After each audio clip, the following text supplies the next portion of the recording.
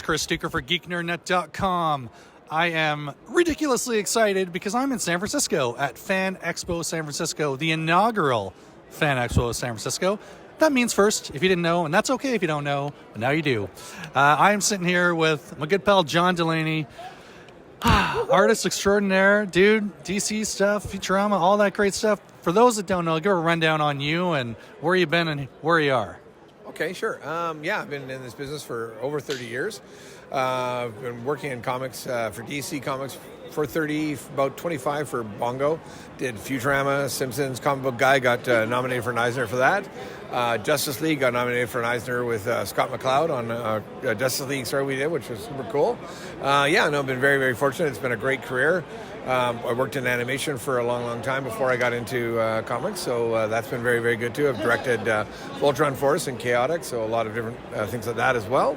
But I just feel very, very fortunate to be sitting here in San Francisco, hanging out with my pal and doing an interview. This is pretty good. Nice, man. This is great. I mean, okay, so it's your first time in San Fran. We're at the show just started literally 20 minutes ago. Yeah. Just talk about, I don't know, your feelings like coming down here. We see a lot of Canadian shows. You do a lot of the American circuit too with the Fan Expo team, but talk a bit about San Fran.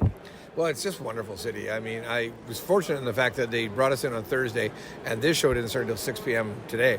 So all I did today was just wander around, and I've started to explore the city a little bit.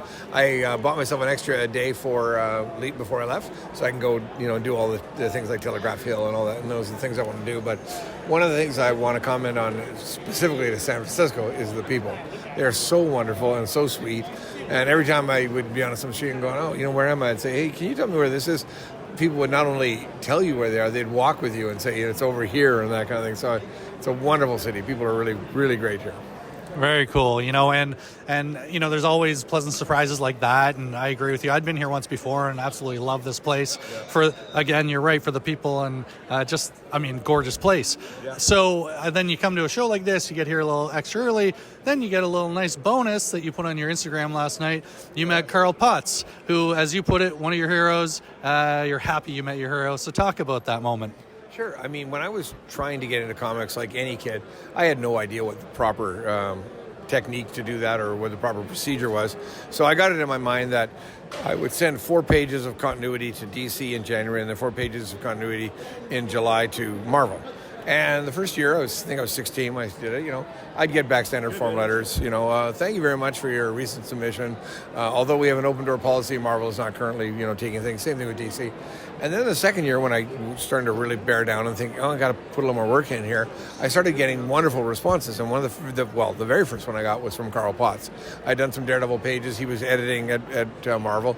And he sent me back a wonderful, wonderful letter that really, broke down what was wrong with the pages, what was right, what I needed to work on, what he felt I had, and he kept being so encouraging and saying, you're almost there, and he must have said that, in the letter. It was a long letter too, about 2 pages, and probably every paragraph started with like, hey, don't take this wrong way, you're almost there, but here's what you need to do. And I was so enthused. And then 6 months later, I got one from Dick Giordano from DC, and he did the same thing, and Carl and I were talking about that last night. And I just said, those kind of things, you might think to yourself, oh, you know what, I'll write this thing, and maybe there's 1 or 2 people that take that the wrong way and feel you're criticizing them. I didn't. I took it as fuel, and I just went, cool, I can get better. All I thought was, this guy actually believes in me, and I might as well keep going. And so I kept going. I kept going for years, and next thing I knew, I got hired by DC Comics. But it was, that letter from Carl was such a wonderful thing for a 17-year-old boy to receive on, Marvel stationery from Carl Potts, who, I was seeing his name on Epic and all the different imprints that they were doing.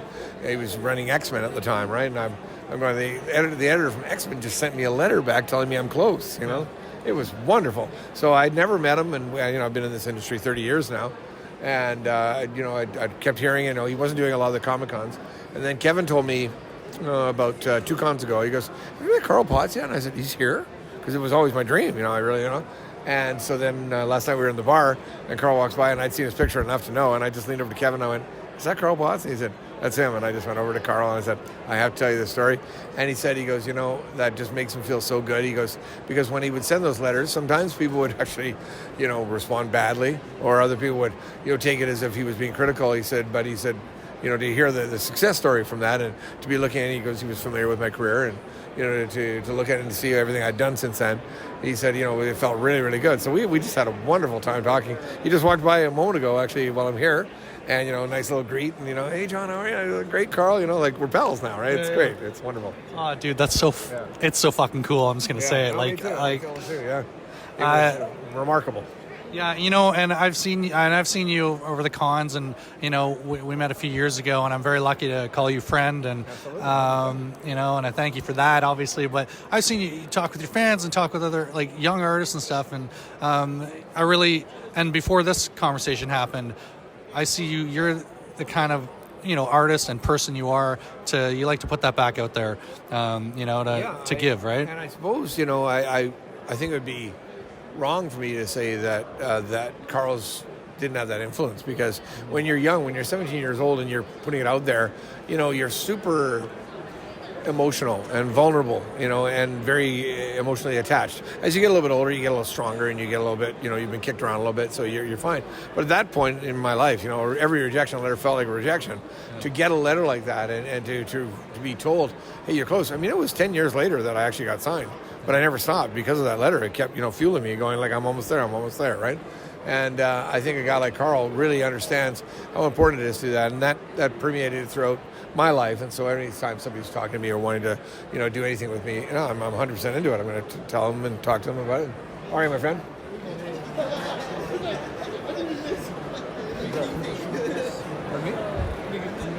Sure. Just a slight intermission as John is taking a commission. Right now, talking to a fan.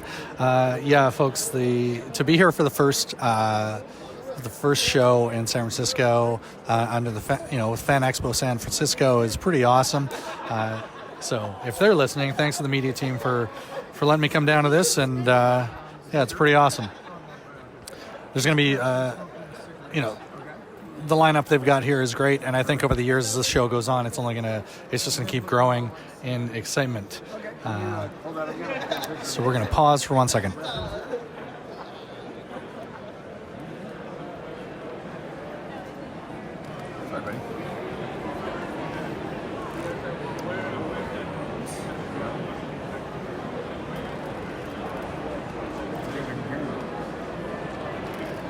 Do you want him smoking a cigarette? Yeah. Okay. And then like looking depressed and all that. Looking depressed? Yeah. Okay, cool. I can do that. Yeah, Yeah, you got cash for please. Thank you, my friend.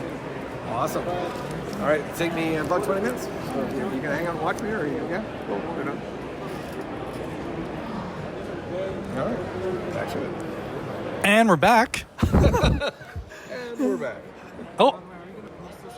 I can if you want, or if you don't want me to, I won't. It's up to you. Yeah, you don't have to. I like to, but if you don't want me to, I respect it. It's your drawing. Well, if you do tag it on Movie Unleashes. Okay. What do you want to, what's the name again? Movie Unleashes. Movie Unleashes? On Twitter. Unleashes on Twitter? I'm only on Instagram, so. Yeah, pretty good. Oh, awesome. And then right to it. And we're back again. Hey, John. Hey. You know what? It's a nice thing when you feel like somebody needs you to just take a moment to draw for them. That's never a bad thing. Oh man, of course, I get it. We'll splice for time. It's fine. But yeah. So was that now the commission that just came by? And I've seen I've seen your posts over the years, and I've seen your stuff at the conventions. Obviously, when you're doing a commission that you haven't necessarily done before, I guess how do you tackle that? Is that more just a quick question with the fan? And no, that's a really good question. My background is in animation, and so even when I was first trying to get into comics, obviously I had a love for comics, but I also loved animation. I loved filmmaking and that kind of thing. So when I first was trying to get into comics, I started working in animation, get closer to that. And when you're drawing 24, 36, 48 drawings a day, your skill level just goes up. So by the time I got signed to DC Comics, I kind of knew I was there. I knew everything. I'd look back at the other pieces and go, yeah, they weren't there. But now that I've been drawing every day and sitting in life drawing classes, and just really studying the human anatomy, getting strong at it, I started to realize how things break down into shapes, just like in animation, right? Homer Simpson is a kidney bean. That's what makes his face, right? Yeah. So when you start with that, when you understand the shape, then it's not worrying about the details. It's about forming that really, really strong construction and that really strong sense of perspective and the composition. So once you've done all that, then putting the details in is easy. So with this gentleman's request, it's a simple character, but there's some beautiful little nuances in the simplicity. So the first thing I do is I look at the shapes and I start breaking it down and I go, okay, cool. I see how that breaks down. So you can even see in the little drawing I was doing here, I just started with the shapes. Oh, the head's round. He's got a sort of a, more of a bean-shaped body. And I started, playing that way. So that'll help me to kind of get there. Worst thing any artist can do is start, with the details. And when I was teaching at Cap University, people would start drawing and I go, what are you doing there? And they go, well, I'm drawing the eye. I'm going, you don't even have the face yet. Why would you draw the eye? Because Spider-Man has cool eyes. I said, yeah, but those cool eyes only work if his face works. Right. So you have to be able to, understand that each one of these things come. Hey guys, what's going on? Like your outfits, looking styling? Yeah, Those are pretty awesome. We'll go. Right now I'm just drawing this other guy's. He asked me to draw an elephant, so working on that. What did you use to draw this? I use felt pens on things. So all these things here, just kind of crank them out and get them done. I've been drawing The Simpsons for years, guys. And Futurama. I feel so inspired. Right on. That makes me really happy. I'm happy to hear that. Turn that into fire. What's that? You like to draw too? Right on. I figured. I got a feeling about you guys. You look like artists. Take that art and use it. All right, guys. Take care. That was great.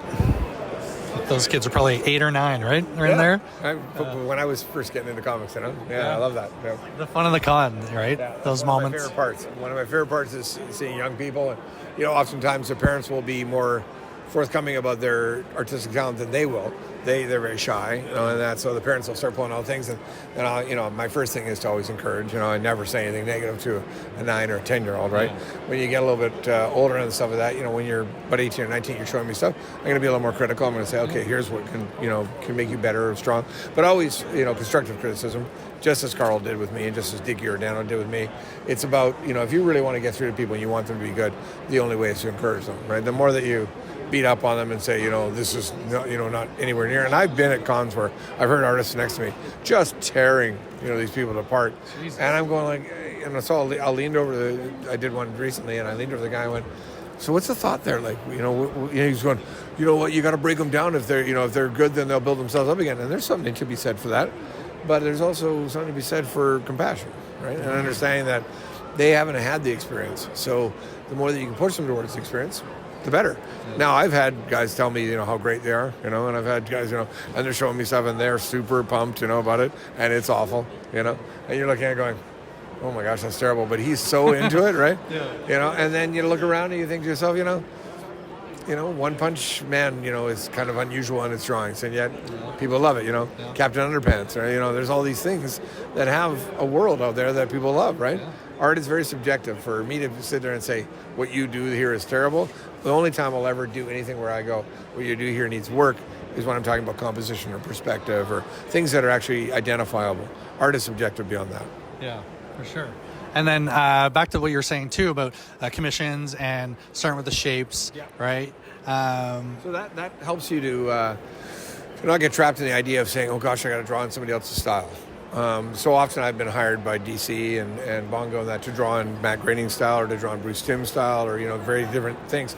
And I always do that as, my style comes out in the storytelling, in the way that I decide how I set up the shot or, it's a high angle or low angle or whatever I'm doing. So that's, the storytelling comes in, and that comes from a director's mindset. So since I've directed so many cartoons, I understand that the choice of where the camera is equally as important as how pretty the drawing is.